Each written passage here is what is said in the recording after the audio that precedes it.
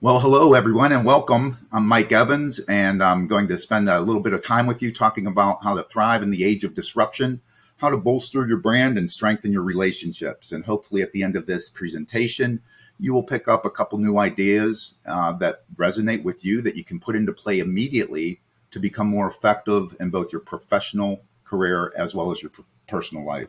So let's just dive right into this.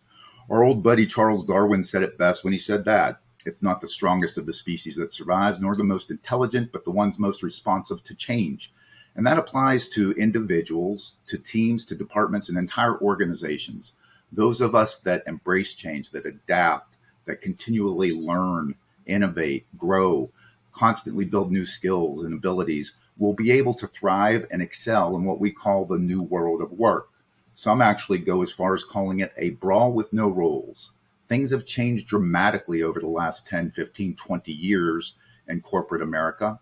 And the way we used to operate is dramatically different than we do today. And that turbulence, those white waters of change, will not cease or calm anytime soon. If that anything, they will become more turbulent. And we all need to be able to build the ability to have resilience, agility, and personal accountability in order to thrive in the new world of work. Now, don't be intimidated or get that paranoid by that big blue eyeball staring at you on the screen there, but that statement is absolutely true. We are all being watched at every given moment. All of those around us are watching every move you make, from the shrug of your shoulder to the blink of your eye. And everything we do is sending messages to those around us. And it's defining and developing our own personal brand, your default brand, just the way others see you. So consider this. I know we're in a recorded environment here, but just think for yourself. Do you view yourself as a leader? How many of you believe that you are a leader? Usually in person would ask you to show your hand, but just consider the question yourself. And if you're not considering yourself a leader, or don't view yourself as a leader, we all need to do so, because you are the only person that will lead your life, your career, and your destiny. You can't leave that in the hands of anybody else. We all have the ability and the capacity to demonstrate exemplary leadership practices. And we will leave you with some of those as we go throughout this presentation to better equip you to thrive in the new world of work. And leadership is not about what's on your business card. It's not about how big your office is. It's not about how many people report to you. And it's not about your title. Primarily, leadership is the congruency between what you say and what you do. It's about inspiring others, motivating others, engaging, strategizing. It's what you do to uplift and help folks achieve what matters most. It really is all about how you live your life and how you go about your job. So with that in mind, as a preface, I'd like to share with you a 2-minute video. So take a look at this video and we'll talk a little bit about it afterward. On the count of 3, I want us to all clap so it sounds like one gigantic, thunderous, simultaneous clap. Are you ready? 1, 2, 3. Something happened there. Let's try that again. Come on, Sean. Ready? On 3. 1, 2, 3. Now, I did that twice and I still got half of you. What happened there? What happened? What's your name? John. John, what happened? I went early? What did I ask everybody to do? What did I ask everybody to do, Dan?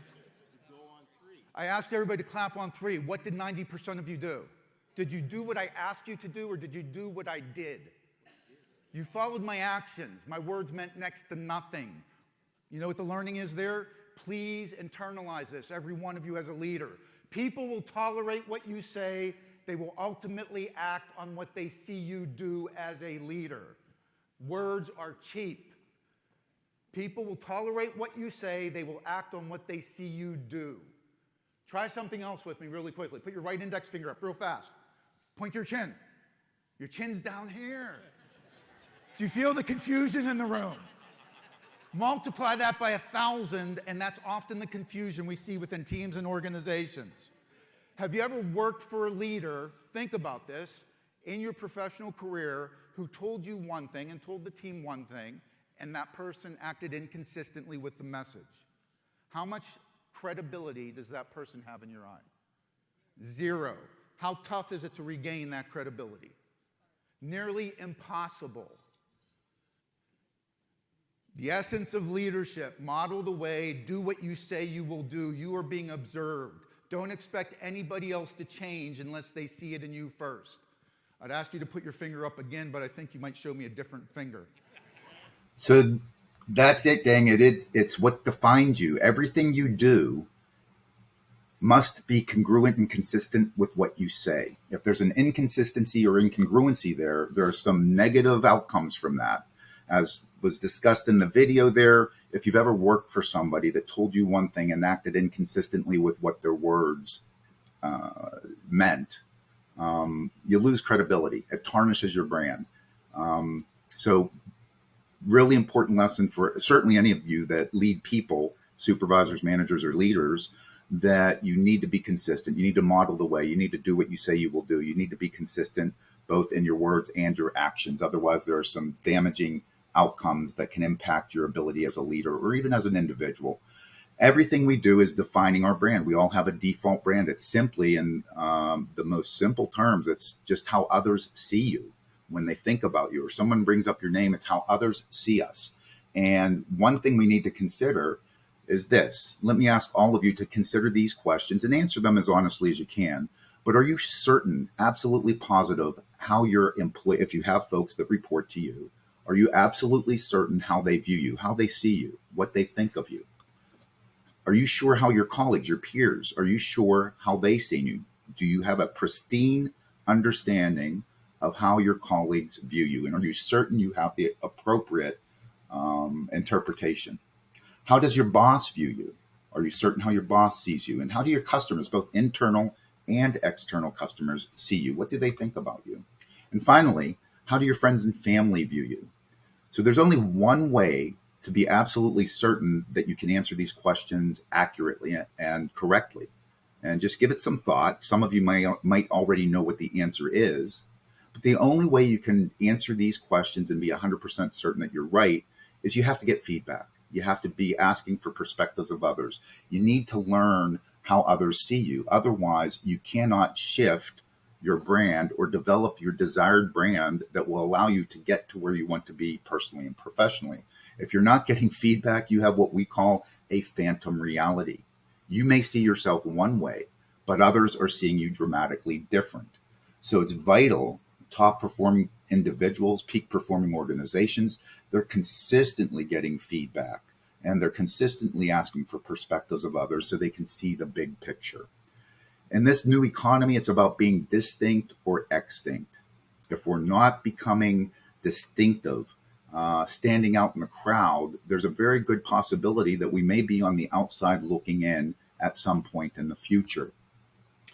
Here's a quick challenge for you, and you can do this at any given time over the next few days, but go out and ask 10 people for 5 words that come to their mind when they think about you. Ask 5 people at work, that's 5W, 5 people at work, and 5 people in your personal life, 5P.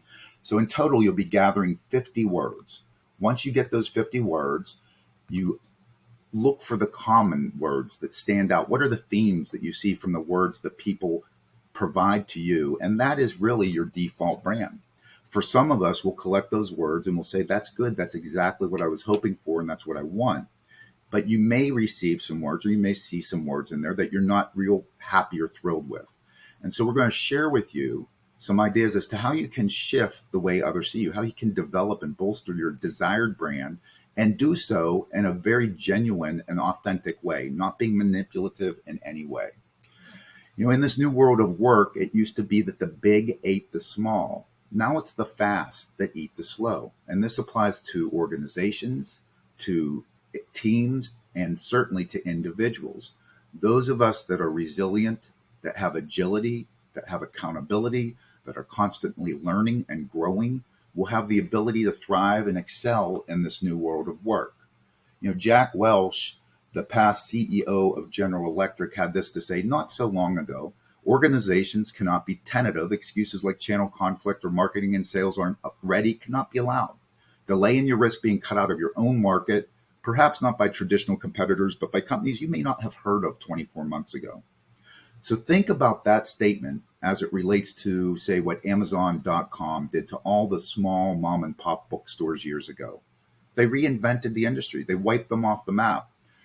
There are children and kids in college right now ensconced in their dorm rooms looking to reinvent the way all business is done and the way that all work is done. So we all need to be consistently building and developing new skills and competencies. Complacency is very dangerous for individuals, for teams and departments and organizations. Here's a few examples. How many of you remember the days of driving to a Blockbuster store, spending 20, 30 minutes looking around in the store for a video you want to watch, getting back in your car, driving home, watching the video, getting back in your car, returning the video to the store, then jumping back in your car and finally getting back home?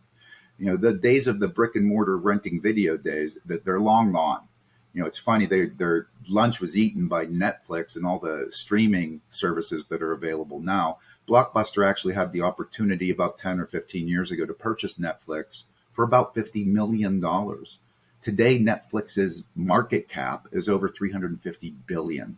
Blockbuster was stuck, and in fact, we'll share with you in just a moment, but there were some factors that are common amongst companies that were too complacent and either lost significant market share or no longer exist. And we'll share those with you in just a moment. But Blockbuster was one of them. So the next example is, if you're my age, you might remember we used to have these things called cameras. We actually had to go out and buy film, get the flash bulbs. We had to purchase the film naturally at a photomat or at a drugstore. And then we would go take our pictures, and then we'd have to go back and get the pictures developed at one of those little huts. And then we could finally take the photos back to our homes, look through the 24 or 36 photos, and that was it. How many of you right now, if you look down at your smartphone, may have 1,000 or 2,000 or 5,000 pictures on that phone? The funny thing here, an interesting thing, is Kodak back in 1978 had an employee by the name of Steve Sasson. Steve actually invented digital photography in 1978, took the idea to the senior leadership team at Kodak and said, this is the wave of the future. This is where we need to be going. Unfortunately, they said to Steve, just go back and stick to our knitting. We're the film folks. And so Kodak, if you go up to Rochester, New York, where they are based and where they were headquartered, it's nearly a ghost town. And another example is Nokia. Used to be the world's foremost leader in cell phone technology, and they're on the verge of distinction. So those are just some examples. Here, there's a lot of others that we can share with you, but I want to share most importantly some of the key factors that led to the demise of these three organizations, as well as many others that were just too complacent. And the funny thing with all of these companies, they were highly respected, very successful. Many organizations wanted to benchmark them and become them. And the funny thing about success like that is oftentimes when we're so successful, we tend to have a little bit of arrogance and we don't think that anybody can touch us. And the next thing we know, we wake up and somebody takes over our market share. 6 key factors that led to the demise here. These organizations were all way too short-term focused, only looking out 6 months or maybe a year in advance, not looking long-term at the changes that might be taking place throughout the economy or throughout just the social atmosphere. They all had an inward focus. And what we mean by that is they were too focused inwardly on just tinkering with internal systems and processes and getting a little bit better at things they do every day, the Kaizen approach, rather than looking at how can we just blow things up and reinvent ourselves and become even better than we are today. They also were very much complacent and clung to the status quo. They were very happy with what they have accomplished, and they thought if we just keep doing this, we'll continue to thrive in the future. Unfortunately, that's just not the case. They had the wrong ratio when it came to leading their organizations versus managing. They had a 75% focus on managing, when in fact, if you look at the top performing companies throughout the world, there's typically a 75% focus on leading. You know, the inspiring a shared vision, the motivating, the strategizing, the engaging, all the things great leaders do. Both of these are necessary, management and leading, but organizations, departments, teams, and even individuals, all of us need to be leading our lives. 75% of our focus should be on leading our lives, our careers, and our destinies versus the 25% that we need to have in managing. These firms were all very much reactive, reacting to what was happening externally and internally rather than being proactive and determining and leading their futures. And finally, they were all very much averse to risk. High-performing individuals, high-performing teams, departments, and organizations are willing to take risks, making certain that they learn from mistakes and flying forward on whatever may work. And again, it's making sure we're looking at calculated risks, not just being flippant and taking all sorts of risks. So these same 6 factors apply to individuals just as they do with these organizations and many others that exist as well. I thought this was kind of interesting. I saw this just a couple of weeks ago. I think this is taken from a show called Family Guy. But the little character there behind the desk, his name is Stewie. And the gentleman there is checking out whatever his purchase is there. And Stewie says, "You're buying just one pen, just one? Don't you work in an office where you can steal these?" And the gentleman says, "I work from home." But what I really got a kick out of was the closing line from the announcer here. So here it is. Office Depot, we're coming, Blockbuster. So that's it. It's about complacency and sticking to the status quo. There's a lot of companies, when you go back to the 6 factors we just talked about on the previous slide, there's many companies that are still operating in that mindset. And unfortunately, here's a list of some of them that are on the verge of distinction or have already become distinct. And this can happen to us as individuals as well. We're in this disruptive age, and all of us need to be better equipped to thrive in this age of disruption. So we're going to share with you some ideas that we have found that have really been beneficial to many individuals, teams, organizations throughout the globe.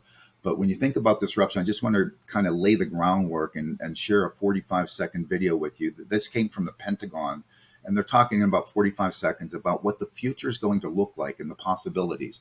So just watch this video, and then we'll talk a little bit about it afterward. And by the way, when it comes to this age of disruption and what we would call the 7-sided pincer movement, the forces that are coalescing and they're gunning after our jobs, they're coming to reinvent your departments, they're coming to abolish or vanquish entire industries and reinvent industries. The kryptonite to that 7-sided pincer movement, as we call it, are an abundance of ideas, implementing those ideas with speed, tapping into the talent that resides in every individual throughout your organization, and even individually, drawing out your talent, building talent, becoming distinctive, what sets you apart from all the other options out there, and building leadership capacity at every level.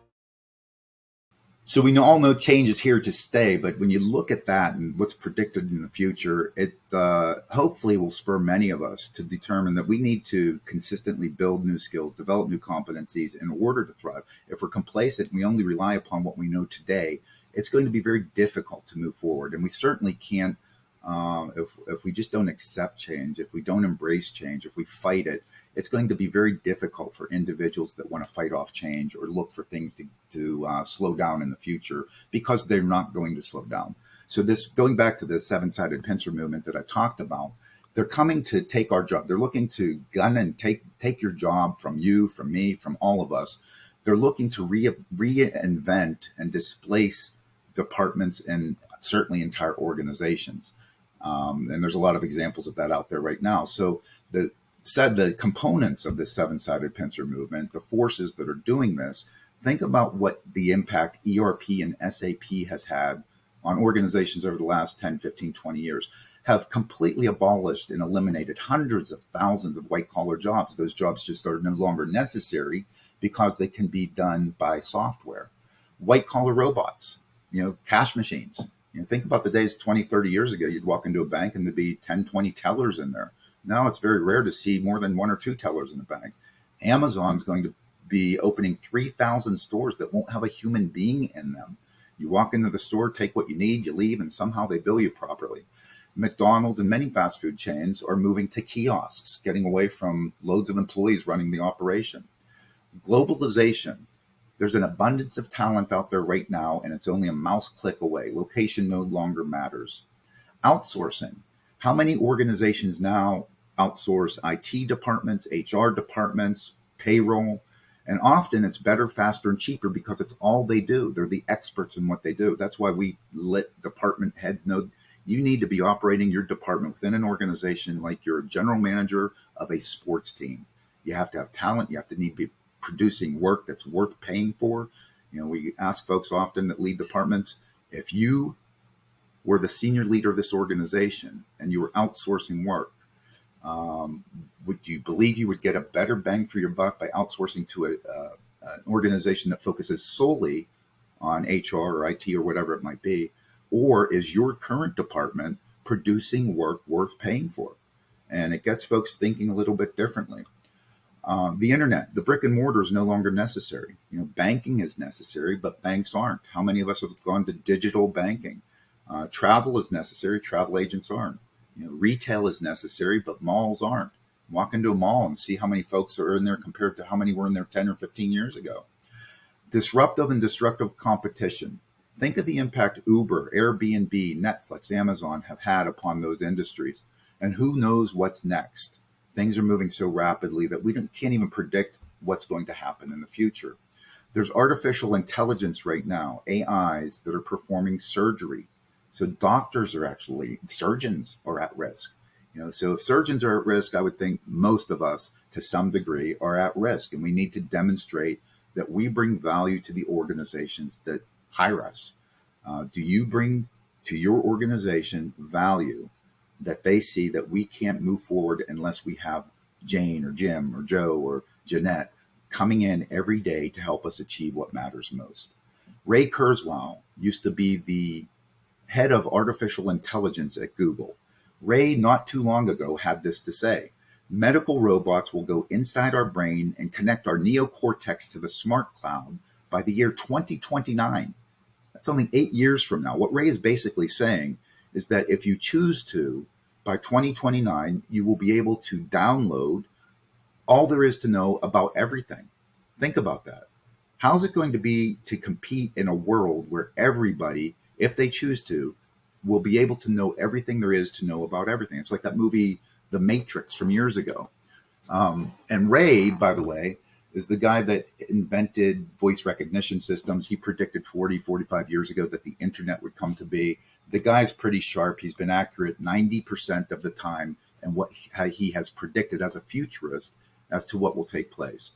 His fellow physicists have said, Ray's spot on. At some point, there will be this singularity, and this will be exactly what will happen. Some are saying it might be sooner. Some are saying it might be later. But my point is, even if you only believe 5% of this, what's the impact that's going to have on you as an individual, upon your team, your department, or your entire organization? Complacency is very dangerous. How do we differentiate? Think about what Ray just had to say, and then this statement. The surplus society has a surplus of similar companies employing similar people with similar educational backgrounds, coming up with similar ideas, producing similar things with similar prices and similar quality. We're in a commoditized economy. We're in what I would call a sea of sameness. I was driving down the road a couple weeks ago, and it's interesting, and it made me pull this up, and the statement in relation to quality and service. That's the price of entry today. If an organization is not providing great quality and great service, forget it. You're behind the 8 ball and you're not going to win. But while everything may be better, it's also increasingly the same. I was driving down the road. I told my son, I said, hey, look at that. That's a really cool Bentley there. And it wasn't a Bentley. It was a Chrysler. And then I pulled some photos up online just to take a look at this a little bit deeper, because when you drive down the road, it's difficult to tell the difference between a Ford and a BMW, a Kia and a Lexus. They all look the same. It's a commoditized industry. But the point is, we all need to be distinctive. What are we doing to stand out in this sea of sameness? 3 key points as an individual. We're talking kind of at the individual level here, but these also apply to departments and teams and organizations. But we need to be thinking about these 3 things when it comes to being distinct and standing out. The first is, what is the overt benefit that you bring to your organization? What's the over benefit? Why you over another individual? What is the dramatic difference? What do you bring that's different from all the other options that are available to me today? And what's the reason to believe? Prove it to me. When we think about why anyone would select you over somebody else, or your department over some other department, or your organization over a competitor, these are three key areas that we need to be thinking about. When we make decisions individually, often we go through these, even if it's subconsciously. But as an individual, we should be thinking, what is the overt benefit that I bring to my team, to my organization? What's the dramatic difference? And what's the reason to believe? What's my track record? Why am I better than all the other options that are there? Really interesting to consider this and kind of map out what you think you need to be doing in order to further develop and bolster and strengthen your brand, so that you're seen as a person that brings an overt benefit, that brings a dramatic difference, and has a proven track record in helping organizations or teams achieve what matters most. That's really my old colleague and mentor, Tom Peters, who wrote the book In Search of Excellence back in the 80s, late 80s, and 30 books since then. But he used to say this all the time: are you producing work worth paying for, or just simply mediocre successes? And too often over the past 25 years, when I go into organizations and I look at what's happening within departments and individually, too often there are mediocre successes, and that tarnishes our brand. We need to, everything we do needs to be done that in a manner that provides a wow impact. So you build this brand that folks know that if you hand something off to Jane or Jim, that they're going to produce a terrific result. They're going to wow you and astonish you with the result. There's a difference between great service and a great experience, and they're very distinctive. Experiences are as distinct from services as services are from goods. We expect good service, but a great experience is very memorable and creates very high levels of loyalty. What are the experiences you're creating for those around you, your peers, your colleagues, your boss, your customers?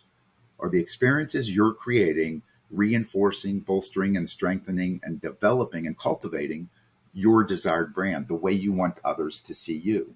At the organizational level, that's how Progressive looks at it. They don't sell insurance, we sell speed. It's the experience of working with Progressive. At Starbucks, I ask people more and more, how many of you are Starbucks fans? And fewer hands go up, but that's not the point. The point is, people are willing to pay $10, $20, $30 for a cup of coffee. I know, I'm just kidding. But people are willing to pay more for an experience than they are for just a commodity. The way one of the Starbucks managers puts it is this: we've identified a third place, and it sets us apart. It's the place that's not home, it's not work, it's the place where customers come for refuge. So it's the experience of going to the Starbucks.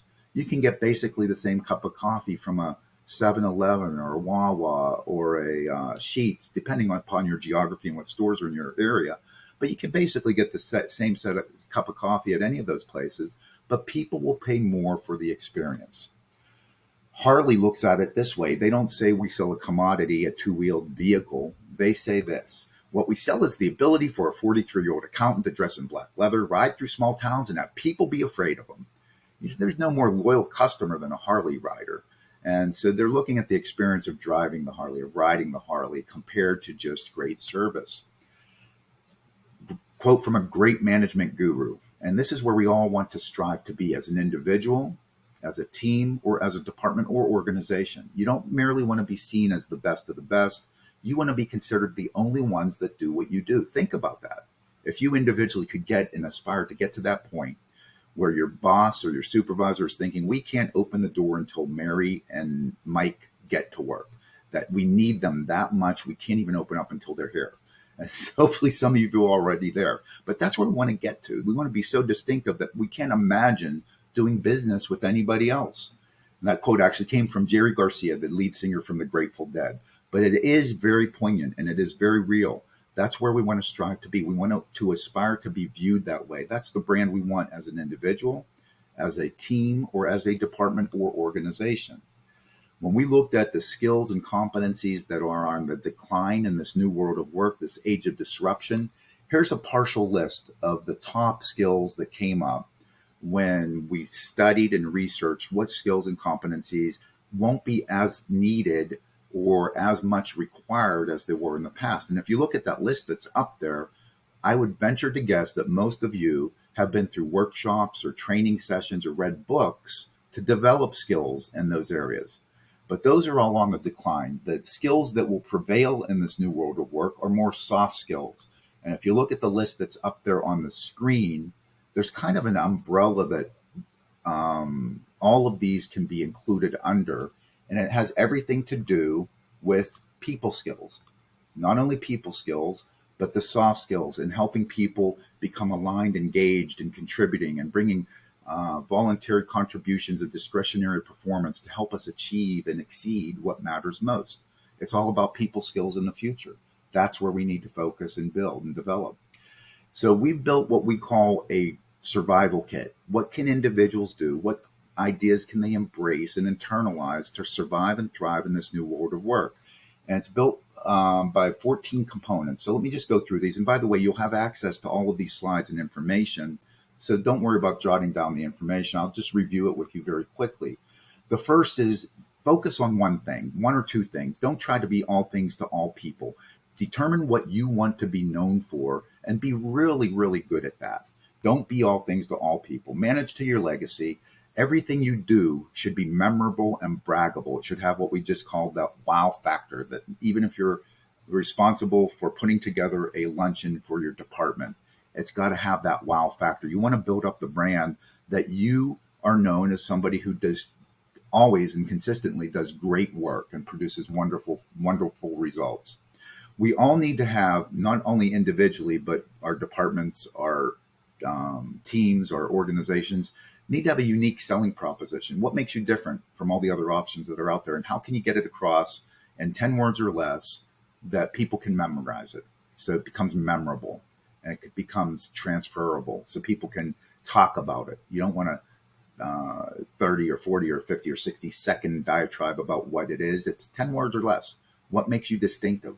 Why you? What's your overt benefit? What's your reason to believe? What's your dramatic difference?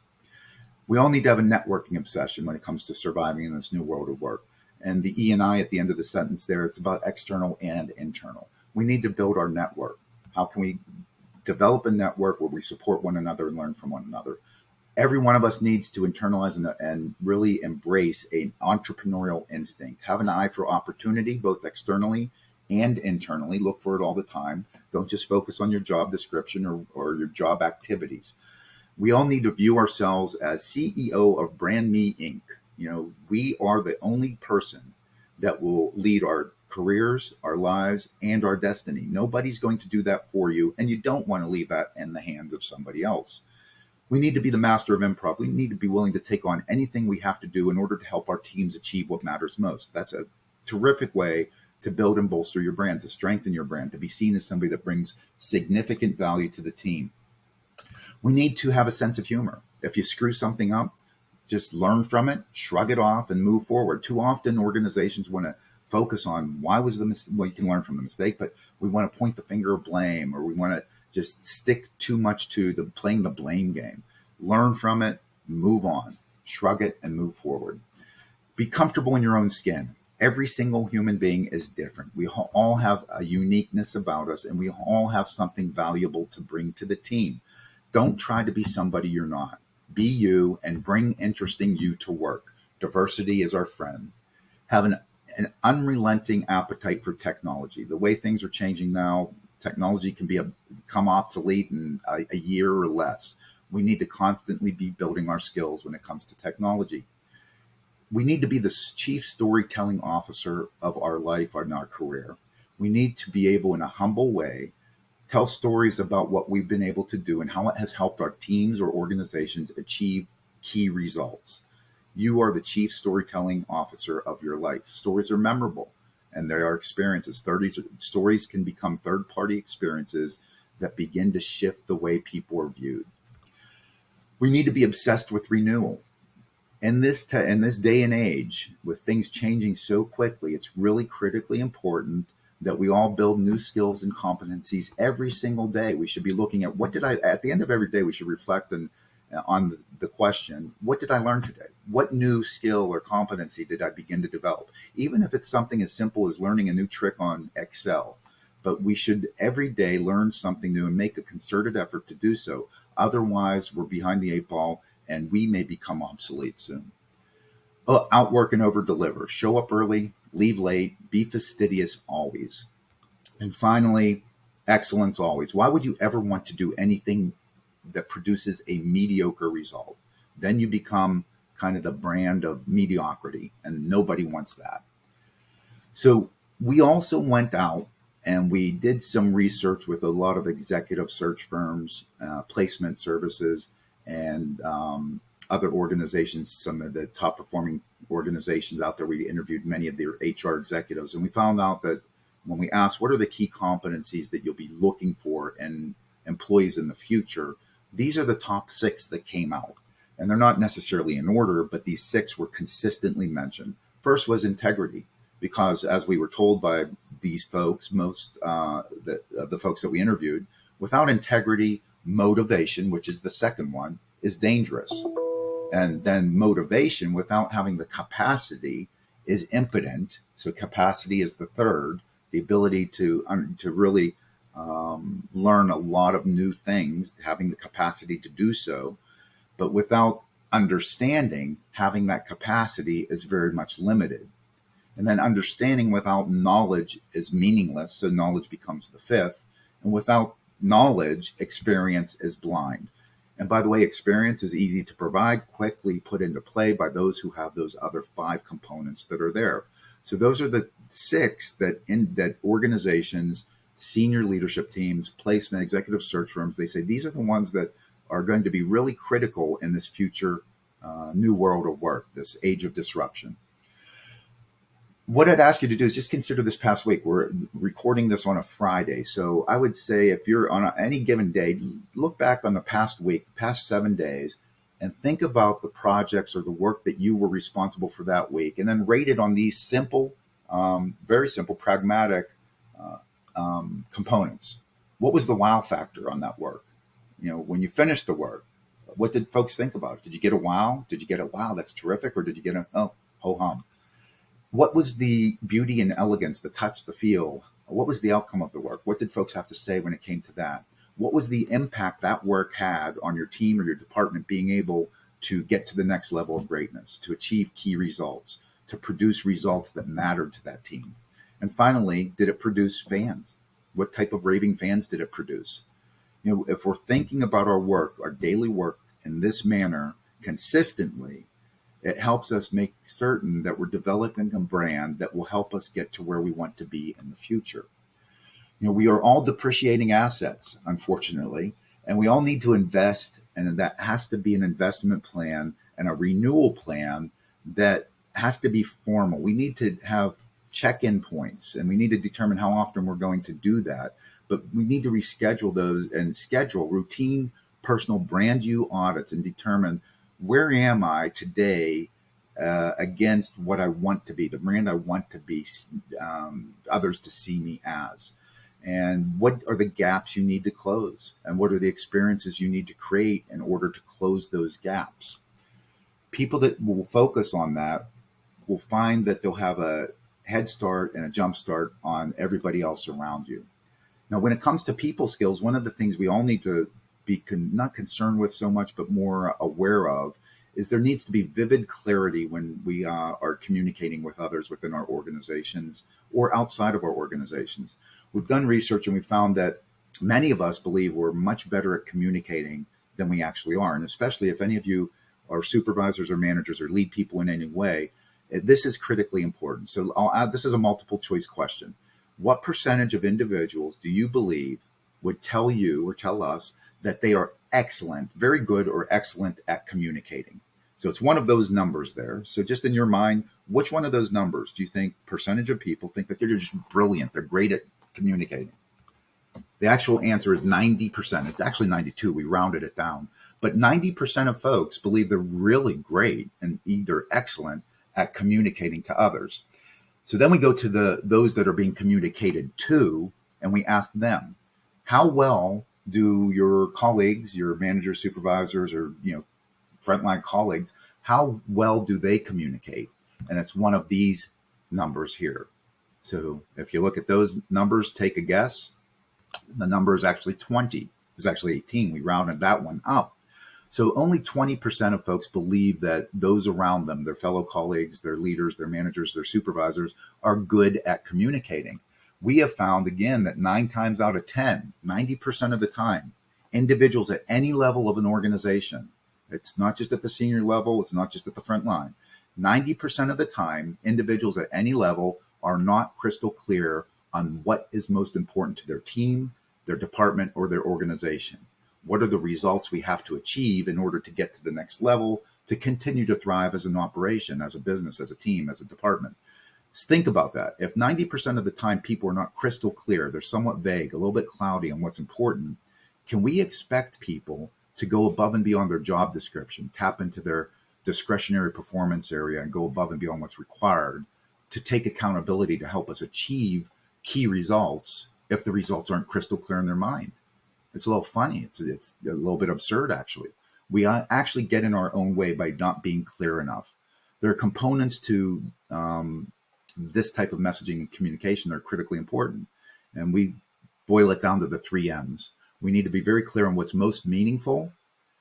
They need to be measurable. Whatever is meaningful, the results you need to go after, they also need to be measurable. What are the metrics? How are you measuring it? Where do you stand today? What do you have to get to? And by when? Meaningful, measurable, and memorable. It's not the top 20 things we have to do. It's the top 2 or 3. In addition to everything else we do, the whirlwind of activity, what are the next 2 or 3 things that if we achieve as a team, propel us and blast us to a better place in the future? That's what you need to be thinking about when you communicate, making certain that you have the 3 M's included. When we don't have that clarity, and by the way, clarity amongst one another, within your team, within your colleagues, within your customers, internal and external. When we don't have that clarity, it creates confusion. And when we're confused, it creates misunderstanding. When we don't understand, naturally, you can't communicate precisely, so you have miscommunication. When we miscommunicate, it can lead to levels and degrees of mistrust and distrust. And that leads often to what we call isolation. And that's where folks just put their head down and say, hey, I'm just going to do my thing. I'm just going to be busy. Just going to do what's on my quote unquote job description. Some of the root causes that create this lack of clarity and understanding is poor listening skills, perhaps the communication mode, not open to the perspectives of others. Maybe you're filtering feedback or perspectives based upon tenure, education, whether or not you like the person. There's a lot of ways we filter information. Maybe both parties or one party is lacking the emotional intelligence skills that are necessary. Distractions when we're communicating, interjecting and not completely understanding, inconsistency in the communication. There's a boatload of reasons. That's just some of those. But we need to be clear and we need to make certain that others completely understand us. Lead your brand and put your brand into play. When you do that, you begin to create this mindset of I'm playing a winnable game versus I'm playing not to lose. Have you ever gone to work or had an experience in your professional career where you just felt like you were trying to keep your head above water, just treading water? There's a huge difference between coming to work every day with the mindset I'm playing a winnable game, doing something meaningful, important. I know how to contribute. I know how I link into the entire process and helping the team achieve those outcomes. When people have that mindset and come to work with that mindset, they're engaged in the work. There's a big difference between employee engagement and employee satisfaction.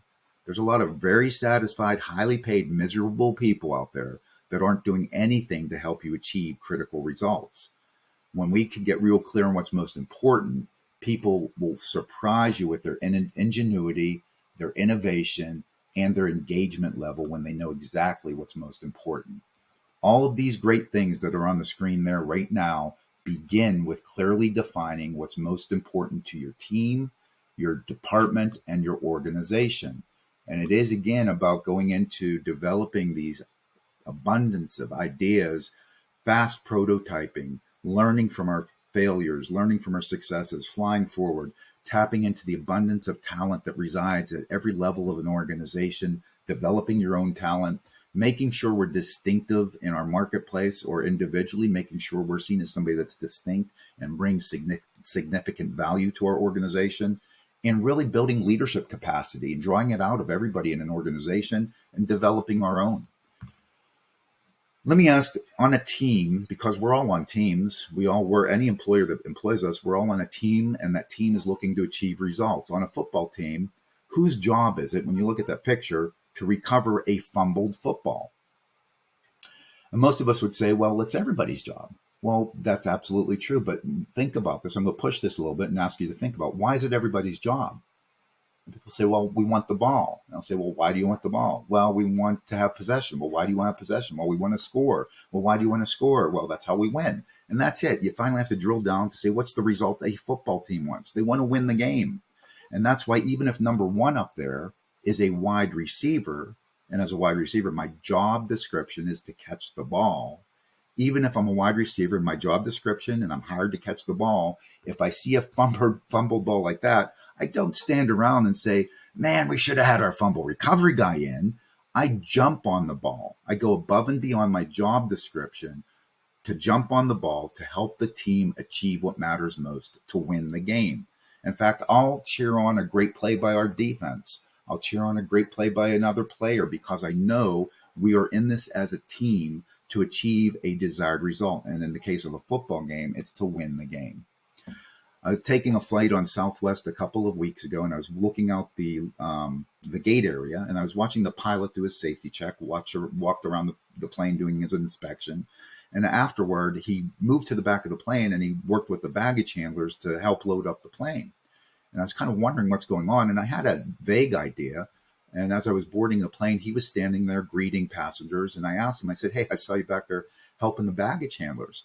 And in not so many words, he said, yeah, exactly. He said, when I see that we're running behind, I'll go back and I'll help them get the plane loaded, because within Southwest, other than safety, one of the most important results that we're looking for is on-time departures and on-time arrivals. And if you look at the history, they consistently win that award amongst all the airlines out there. So the pilot's job is to fly the plane, but he doesn't define his job like that. His job is, he's part of this team to help us achieve critical results. And in this case, one of those results was on-time departures, on-time arrivals. That's how we want everybody in our organization to be thinking. What's the most important thing that we need to achieve as a team? What would you say, if I were to put you on the spot, what would you say is the difference between activity and results? Give that some thought, just real quickly. Think about it real quickly. What's the difference between activity and results? And when we ask this question in front of a live group, we get a lot of really cool answers. Some of them are very interesting. And then we will ask the question, does all activity produce results? And almost everybody says no. But the answer is an emphatic yes. Because even if I do nothing, I still get a result. It's just not going to be the result you want. Activities in and of themselves do not produce desired results necessarily.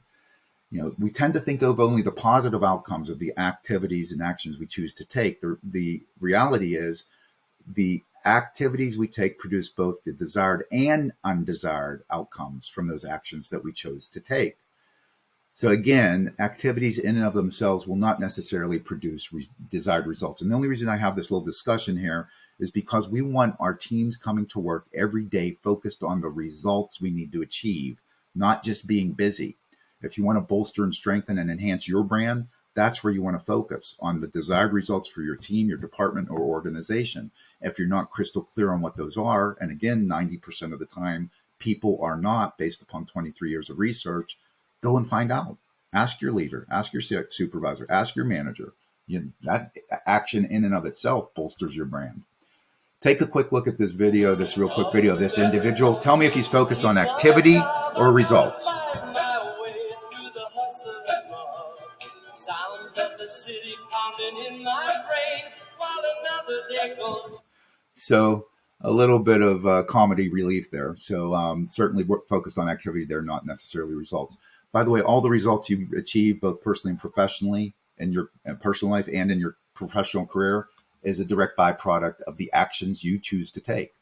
The actions we all choose to take, for the most part, are a result of the beliefs we all hold.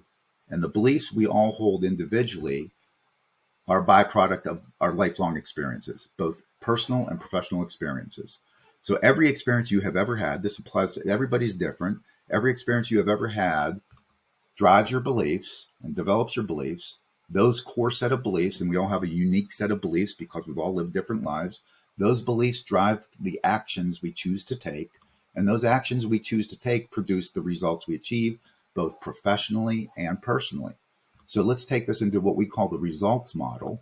And in this results model, again, we have the results at the top and the actions at the second layer. The actions we choose to take produce those results. The beliefs we hold drive the actions we choose to take. And those beliefs result and come from the experiences we have had over time.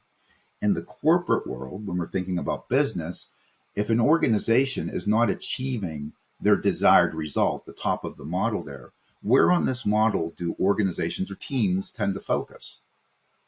Most of us get it. And that's where we say, well, we go to the action layer. And we'll say, well, what's your familiarity with action plans? When action plan A doesn't work, what do you do?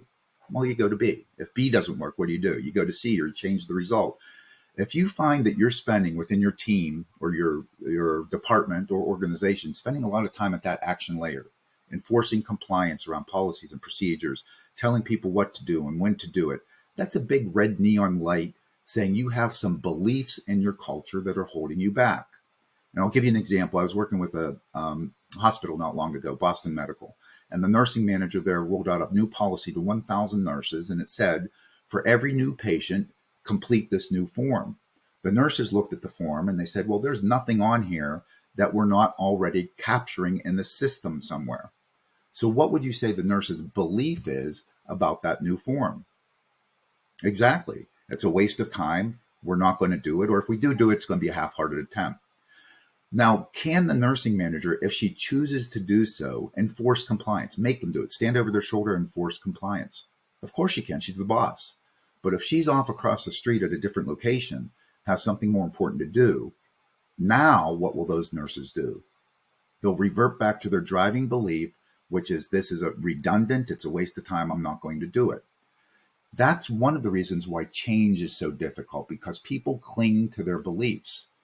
The reason that plane is under the action layer is because most people, certainly most supervisors, managers, and leaders, but most people in general operate with a model that's only 2 layers deep, constantly telling people what to do, when to do it, and how to do it.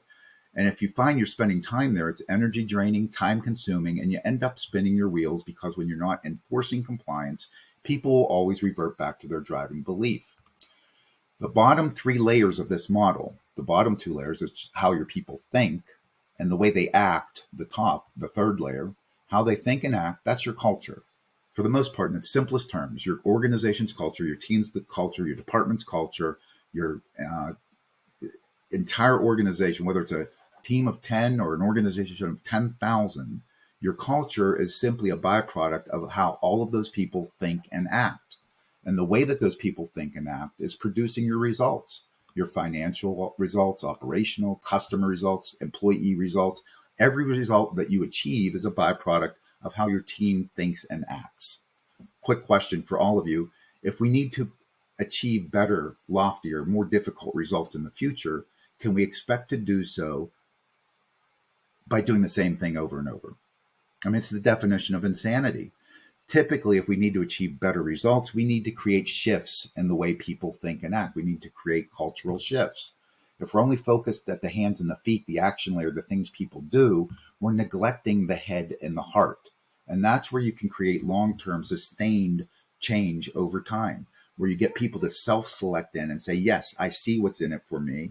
I see the result we're going after. I understand what it is. You've painted such a vivid, clear picture of it that I want to help make that a reality. I see how it will make my job easier, help me personally, help the team, helps the organization, helps my family. And when you can connect to folks both through the head and the heart, you don't have to enforce compliance. People will voluntarily choose to help you achieve those outcomes because they understand there's something in it for everybody. If you take nothing else from this presentation today, just understand this. Everything you do, you see the red arrow pointing to the action layer, everything you do, every action you take is an experience for everybody watching you. Think about that. Everything you do is an experience for everybody watching you. And here's the kicker and the most important part. It's either reinforcing what they already believe about you, or it's creating a new belief they will hold about you individually, or you can apply that to a team. It's either reinforcing what they think about your team or you, or creating a new belief they'll hold about you or your team.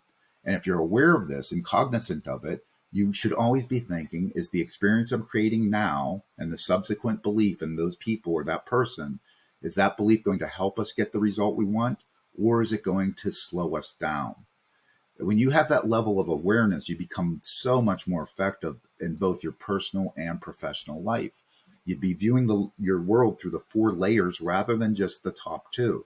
You can understand why people think what they think, why your spouse or your significant other thinks what they think, why your kids think what they think, because it's all based upon the experiences that we've created for them over time.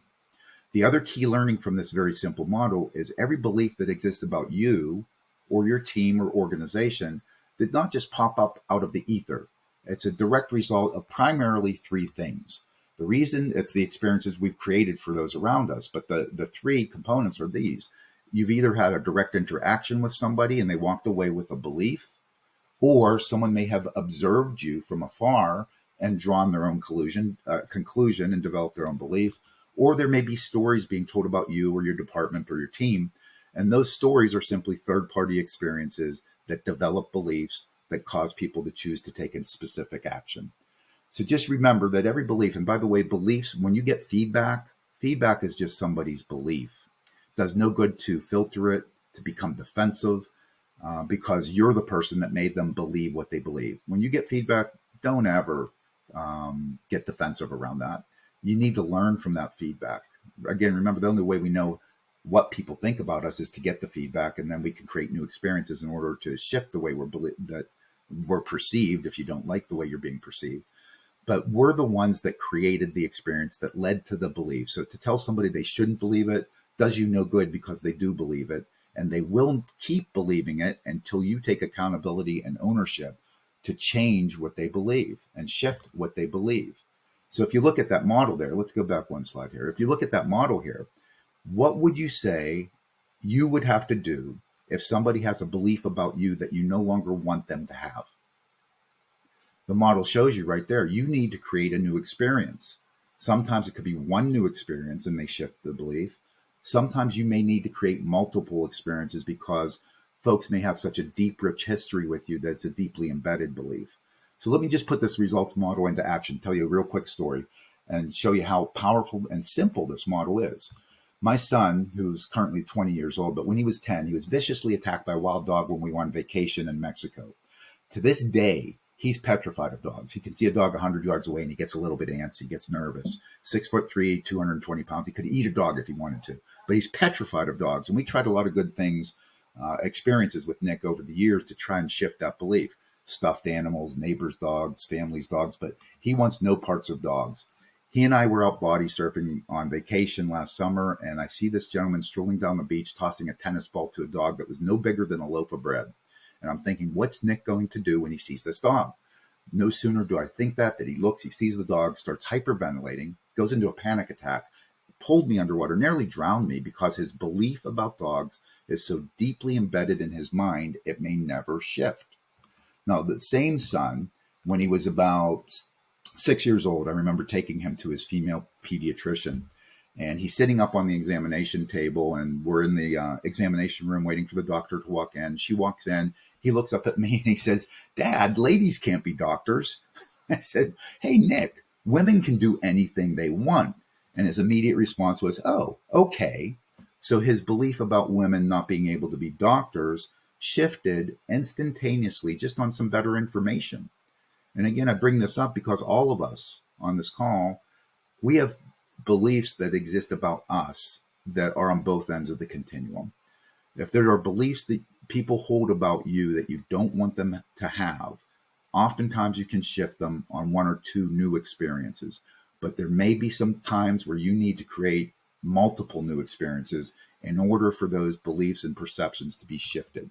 So you're not being disingenuous. You're being very authentic and very open in how you are going about attempting to shift the way that you're perceived and building your desired brand, because you're choosing to create appropriate experiences that will develop those beliefs. So if, again, we're only focused at the hands and the feet, the actions, we're forgetting the head and the heart. And to shift the belief, we need to create new experiences. 3 quick questions that you need to consider when it comes to, in this age of disruption, bolstering, strengthening, and enhancing and developing your desired brand. What are the beliefs people hold right now about you that are preventing you from achieving your desired brand? And again, the only way you know that is you have to go out and ask, what feedback do you have for me when it comes to get specific? Being a member of this team, the way I contribute, my leadership abilities, whatever it may be, but go out and get the feedback, understand the way you're perceived now, and then determine what beliefs people hold about you and your brand that you want to potentially shift. Hopefully, much of the feedback you'll get will be very positive, and you'll want to enhance that even further. The second question would be, what are the beliefs people hold what are the beliefs you want people to hold that would help you get to your desired brand quicker? And then, most importantly, what experiences will you begin to create in order to foster and cultivate those beliefs? It's not as complex and complicated as people might lead themselves to believe. It's very simple, pragmatic, memorable model. That results model is 4 layers. Very simple to remember. If we look through the world and use that as our lens, and we're constantly thinking about the experiences we're creating for others, it becomes quite simple to begin to develop the beliefs you want others to hold about you, family members, colleagues, customers. What Ralph Waldo Emerson said it great when he said that. What you do speaks so loud, I cannot hear what you say. Go back to that video clip that we showed, the hand clap exercise. Words are cheap. People will tolerate what you say. They'll act and draw their own conclusion based upon watching what you do. Our actions are really powerful and really define and develop our brand. Be very aware of the actions and experiences that you create for others. Maya said it great when she said that. I've learned that people will forget what you said, people will forget what you did, but people will never forget how you made them feel. Experiences are very deep and very memorable, create very deep levels of loyalty. You have complete control, total control over how you show up. How do you show up every day in your workplace? How do people see you? How do you think they see you based upon how you show up? How do you behave? What are the actions you take? What are people watching you do? And what you do, what messages is that sending to those around you? And what do you accept? What do you accept in the workplace? If there's a group of 5 or 10 folks being cynical, being perhaps negative, what do you do? Do you accept that and join in? Or do you attempt to lead those people to a better place? It's what do we accept? Those are 3 critical questions we need to consider. So we open up this presentation by talking about the 7-sided pincer movement, and there it is again on the screen there. Our defense to the 7-sided pincer movement, individually, as a department, as an organization, again, it's about creating an abundance of ideas, getting ideas generating throughout every layer of the organization, quick, fast prototyping, learning from our failures, moving forward and zooming fast forward with our successes, tapping into and using the talent and the ideas and the diversity that exists at every layer of your organization, becoming distinctive in everything we do. How do we stand out in the sea of sameness as an individual and as an organization? Why would anybody choose you over any other option? And developing leadership capacity at every single layer of the organization. We need to lead our lives. We need to lead our careers. We need to lead our destiny. And I'll leave you with a few closing slides here. Leading your brand, it's a choice. What happens next is up to you. Remember, we're all being watched. Hopefully you can take 2 or 3 of these ideas that we've discussed today and put them in play, whether it's to develop your own brand personally, to develop your team's brand, or to develop your organization's brand. These are all ideas that you can put into play. I'll give you 2 quick stats here, and you tell me what you think these 2 groups of people have in common. 92% of people that belong to health clubs and 88% of people that own exercise equipment. They don't exercise. So it's crazy. The 4 keys to peak performance, we can cover those at some other time. The first is recognize your reality, which these people did. The second is accept ownership, which they did. The third is create a solution, which they did. The fourth is exercise action, put the plan into play. And unfortunately, these two groups of people did not. But those are the keys to peak performance. And we see those in top performing individuals and organizations. And so we need to go through the entire process, all four, in order to achieve what matters most. So I'll leave you with this last quote, and I wish you the best. But only when you assume full accountability for your thoughts, feelings, actions, beliefs, and results can you direct your own destiny. Otherwise, someone or something else will. I wish you all the best. If we can be a resource to you, if you have additional questions or would like some additional information, feel free to log into our website. There's a lot of free information that you can gather there, videos, topic papers, other information you can download that takes what we've discussed here to a deeper level and will provide you some more insight about what you can be doing in order to achieve the results that matter most to you, to your department, your team, and your organization. Thank you very much for the opportunity to spend time with you today. Live and lead accountably. Thank you.